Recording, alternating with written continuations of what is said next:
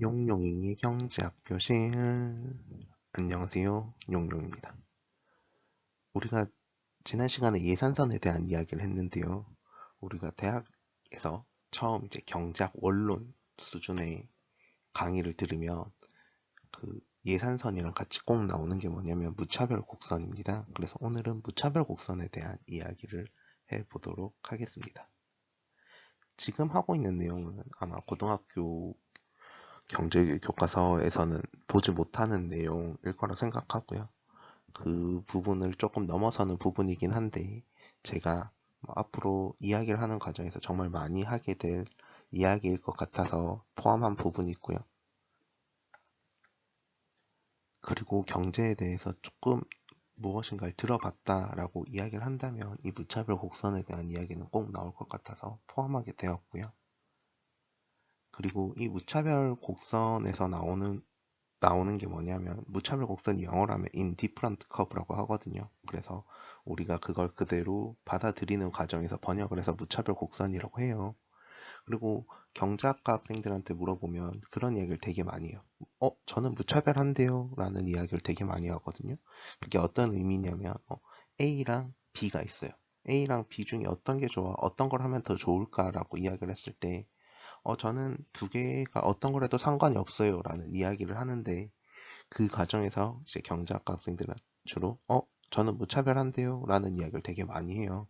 그래서 이 무차별하다는 이야기가 뭐 조금은 낯선 이야기가 될 수도 있지만 그 경제학과 학생들은 되게 일상에서도 많이 사용하는 표현이고요. 요즘 또 보면 우리가 선택장애라고 하잖아요. 그 선택장애가 있는 과정에서도 보면 어떤 걸 해야 될지 모르겠어 라고 이야기를 하는데 어떤 걸 해야 될지 모르겠어 라고 이야기하는 것 자체가 어떤 게 더 좋은지 모르겠다, 어떤 게 더 나쁜지 모르겠다 라고 생각하는 거거든요.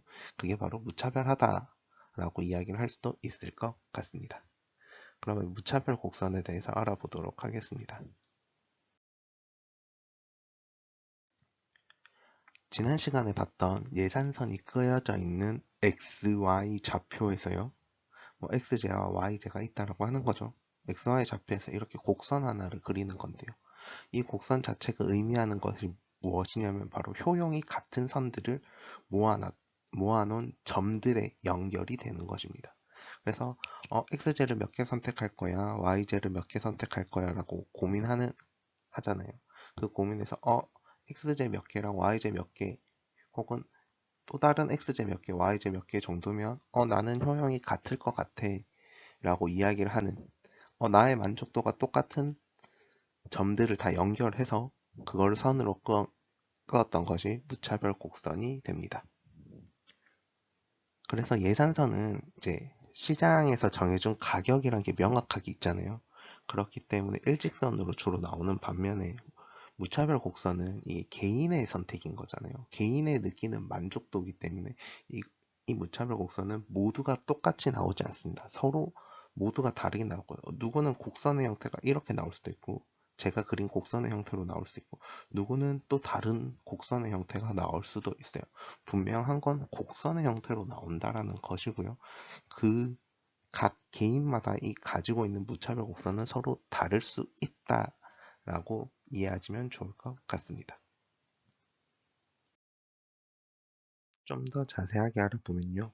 XY 좌표 평면에 무한한 점들이 있을 거잖아요. 이 점들 중에서 이제 효용의 크기가 같은 점들을 모아서 선으로 연결한 것이 무차별 곡선이 됩니다. 그래서 우리가 임의의 점 ABCD를 잡았을 때 A점과 B점은 같은 무차별 곡선 상에 있는 거잖아요. 그랬을 경우에 A와 B의 효용의 크기는 같다라고 이야기를 하는 거고요. C점은 무차별 곡선보다 원점에 더 멀리 있는 곡선에 있을 거잖아요. 그렇기 때문에 C점은 A와 B점보다 효용의 크기가 크다라고 이야기를 할 수 있고요. 반대로 D점 같은 경우는 A와 B점보다 효용의 크기가 작다라고 이야기를 할 수 있습니다.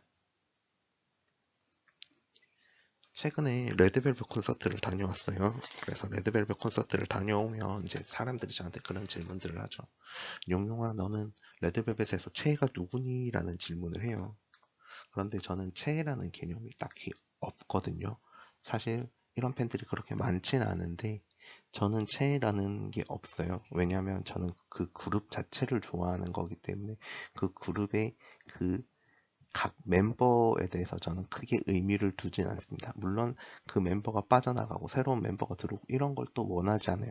저는 그 레드벨벳 5명이 같이 뭉쳐 있어야 레드벨벳이라 생각하고요.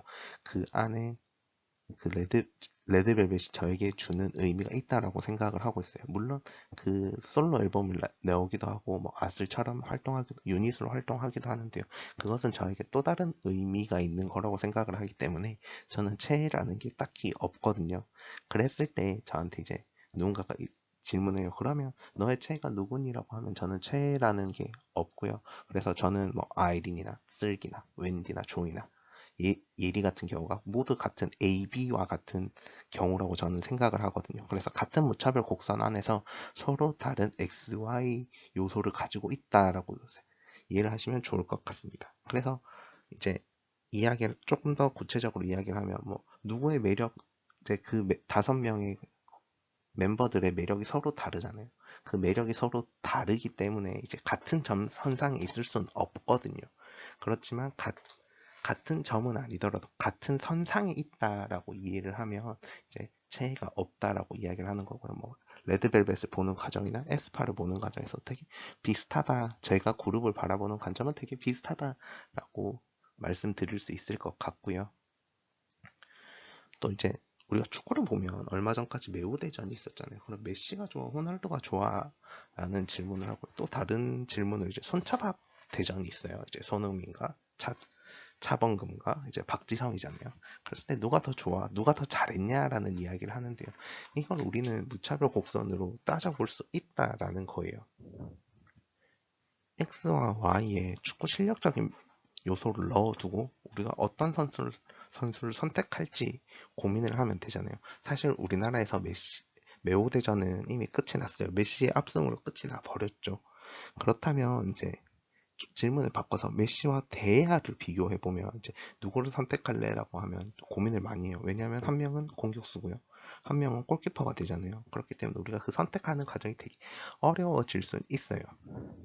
하지만 이 과정에서도 X, Y의 어떤 요소들을 두고 저희가 선택을 할 수 있게 되는 거죠. 근데 분명 누군가는 이런 대답을 할 거예요. 선택하기가 되게 힘든데 라고 이야기를 한다면 그 과정에서는 바로 이 무차별 곡선에서 같은 선상에 있는 두 선수가 같은 선상에 있다라고 이야기를 할 수 있는 거고요. 그렇기 때문에 이제 우리가 무차별하다라는 이야기를 할 수도 있게 될 것 같습니다. 그래서 보면 무차별 곡선은 서로 겹치지 않아요. 우선 겹치지 않고 등고선처럼 생겼다라고 이제 교과서에는 많이 설명되어 있거든요. 그래서 서로 겹치지 않고요. 이렇게